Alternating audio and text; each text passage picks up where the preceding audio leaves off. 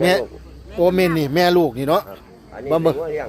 แม่ลูกนี่เป็นงัวเลี้ยงนะครับ พี่น้องโอ้หัวโล้นบ่พ่อหัวโล้นธรรมชาตินะครับ พี่น้องลำตัวใหญ่หนาลูกตัวแม่หรือตัวผู้ลูกตัวผู้นะครับ แม่สูง140นะครับพี่น้องหัวโล้นนะครับ ลูกที่ใดละพ่อ ลูกแรก ลูกแรกอ่านห้องไว้เท่าใดครับนี่ ห้องไว้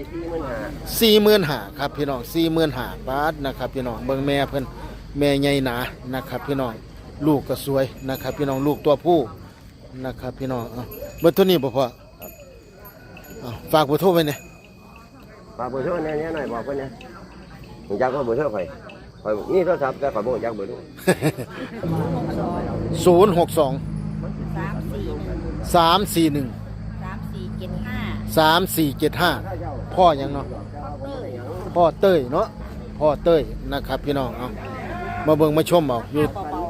ราคาเบาๆต่อรองได้เนาะแม่เนาะ